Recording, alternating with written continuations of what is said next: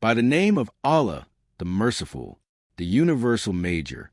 Subject number 1, the universe. In God, Old Testament, in the book of Genesis 1, the creation chapter. 1, in the beginning God created the heavens and the earth. 2, and the earth was a formless and desolate emptiness, and darkness was over the surface of the deep, and the Spirit of God was hovering over the surface of the waters.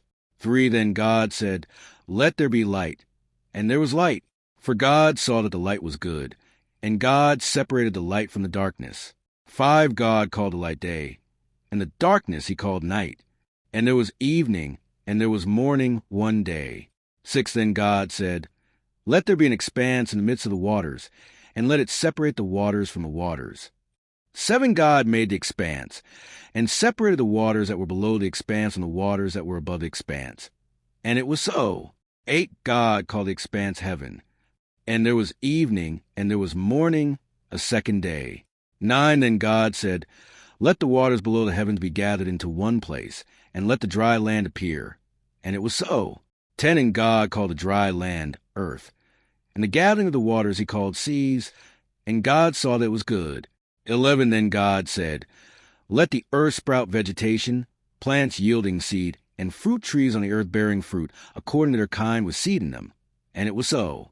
12, the earth produced vegetation, plants yielding seed according to their kind, and trees bearing fruit with seed in them, according to their kind. And God saw that it was good. 13, and there was evening, and there was morning, a third day. 14, then God said, "Let there be lights in the expanse of the heavens to separate the day from the night, and they shall serve as signs and for seasons, and for days and years. 15, and they shall serve as lights in the expanse of the heavens to give light on the earth." And it was so. 16, God made the 2 great lights, the greater light to govern the day, and the lesser light to govern the night. He made the stars also. 17, God placed them in the expanse of the heavens to give light on the earth. 18, and to govern the day and the night, and to separate the light from the darkness. And God saw that it was good. 19, and there was evening, and there was morning, a fourth day. 20, then God said, "Let the waters teem with swarms of living creatures, and let birds fly above the earth in the open expanse of the heavens." 21, and God created the great sea creatures, and every living creature that moves, with which the waters swarmed, according to their kind, and every winged bird according to its kind. And God saw that it was good. 22, God blessed them, saying, "Be fruitful and multiply, and fill the waters and the seas, and let birds multiply on the earth." 23, and there was evening, and there was morning, a fifth day. 24, then God said, "Let the earth produce living creatures according to their kind, livestock and crawling things and animals of the earth according to their kind." And it was so. 25, God made the animals of the earth according to their kind, and the livestock according to their kind, and everything that crawls on the ground according to its kind. And God saw that it was good. 26, then God said, "Let us make mankind in our image, according to our likeness, and let them rule over the fish of the sea, and over the birds of the sky, and over the livestock, and over all the earth, and over every crawling thing that crawls on the earth." 27, so God created man in his own image. In the image of God, he created him. Male and female, he created them. 28, God blessed them, and God said to them, "Be fruitful and multiply, and fill the earth and subdue it, and rule over the fish of the sea, and over the birds of the sky, and over every living thing that moves on the earth." 29, then God said, "Behold, I have given you every plant yielding seed that is on the surface of all the earth, and every tree which is fruit yielding seed. It shall be food for you. 30, and to every animal of the earth, and to every bird of the sky, and to everything that moves on the earth which is life, I have given every green plant for food." And it was so. 31, and God saw all that he had made, and behold, it was very good. And there was evening, and there was morning, the sixth day. This is the universe we live in, and everything else we see we created from it. But there's the unseen, like God made the paradise and hell, and he make whatever he will. And we are going to explore the things that we see, as we need to know how we made it, and from what it's made, and what can we make that has not been made yet, and how to manage all of this, and our dealing in relationship with each other, and what God told us about, which is the unseen, and also how we can deal and have relationship with each other, and our dealing in relationship with God, and his books and messengers, and the angels, and the good people, and devils. May God protect us from them, from the people, and from the jinn, and how we can navigate life for a beautiful, safe journey in this life and the after. And that's everything we should know. We're first going to study each of the mentioned component, what it's made from, or what we get from it. What does it do and how all components interact with other components and react to each component to form a complete knowledge of the universe, as this is the universal major. And what we mention here is a universe, which is the first subject, arranged and written by Mohammed, Abdullah, Hussain, Alattas, Amrelyon. Welcome to today's Explainer. Today, we're taking a high-level overview of a truly fascinating foundational text.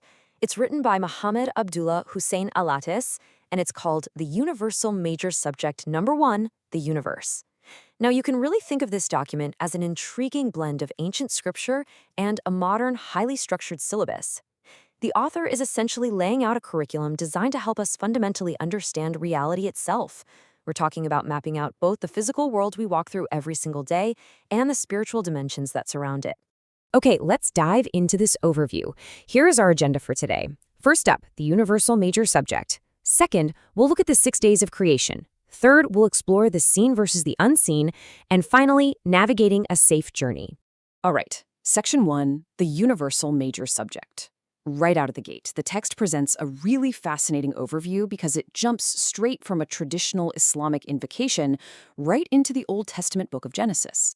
Which brings us to Section 2, the 6 days of creation. This is where the author uses that ancient creation narrative as the absolute baseline for the physical universe we occupy today. Let's anchor ourselves right in the historical text being analyzed, with this incredibly famous opening line.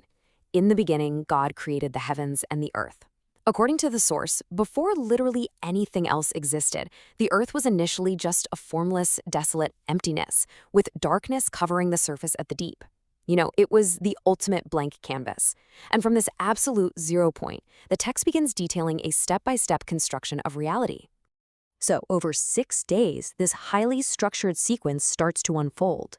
Days 1 through 3 separate the light, the water, and the land, while days 4 through 6 fill them up with stars, creatures, and finally mankind.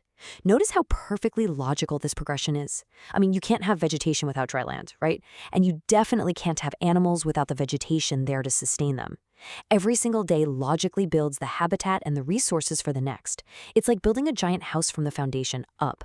And that leads us to the climax of this whole sequence. The text highlights a very specific command regarding humanity. Mankind is created male and female, they're blessed, and most importantly, they are given dominion. They're put in charge of the earth, the fish, the birds, and every living thing, with every green plant given to them as food. This absolutely establishes humanity's unique role, our authority, and this immense responsibility we have in this newly constructed universe. Now, what's really interesting about this next part is Section 3, the seen versus the unseen. Having looked at the physical text, the author actually zooms out here to give us a much broader cosmological map. He divides all of existence into 2 distinct, dual-layered categories. On the left side, we have the seen. This is the physical universe we just explored through those 6 days of creation. It's the reality we currently live in, everything our eyes can observe, and crucially, the things we create from it. But over on the right side, we have the unseen. According to the author's theological framework, this includes hidden realms like paradise and hell, as well as whatever else God wills to exist beyond our physical senses. This whole curriculum basically requires us to acknowledge both halves of the equation. And when it comes to that seen universe, the author issues a really compelling challenge. He states that we have to explore it deeply to understand how we made things, what everything is made from. And, this is the most exciting part, what can we make that has not been made yet? It is a powerful call to innovation. It's not just about passively observing the universe around us. It's an active mandate to study its physical components so we can continue the act of creation, inventing and building things that don't even exist yet. It's pretty inspiring. Moving on to our final section, Section 4, navigating a safe journey. We can think of this as the practical application of the overview we've been doing today. How do we actually manage this vast universe? Well, it all comes down to managing a very complex web of relationships across both the seen and unseen realms. The author explicitly breaks down what we have to manage: our relationships with each other here on Earth, our relationship with God, and with his books and messengers. On top of that, we have to manage our dealings with angels and good people while actively protecting ourselves from negative, unseen elements, specifically devils and jinn. It's this incredibly comprehensive social and spiritual ecosystem that requires constant active navigation on our part. So you might be wondering, why does all of this matter? Well, the author gives us the ultimate goal of this entire curriculum right here. We must do all of this to navigate life for a beautiful, safe journey in this life and the after. That is the core objective. Acquiring this knowledge of the universe, understanding our role in it, and managing those complex relationships, it isn't just a theoretical exercise. It's literally the essential roadmap for ensuring our safety and well-being across both the seen and unseen realities. And this brilliantly illustrates the author's explicit methodology for mastering this first major subject. It's almost like a scientific method applied to a theological framework. Step 1. Study each component's makeup and function, what it's made of and what it actually does. Step 2. Understand how these components interact and react with one another. And step 3, by doing this, you form a complete, working knowledge of the universe. Which leaves us with a final, provocative question to consider to wrap up this overview today. How will you navigate the seen and unseen elements in your own pursuit of a beautiful, safe journey? Mohammed Abdullah Hussain Alattas has provided a truly fascinating framework of reality, blending those ancient creation texts with a highly structured mandate for human exploration and relationship management. It certainly leaves us eager to explore how these grand concepts continue to shape human understanding. Thanks so much for joining me for this explainer, and keep exploring.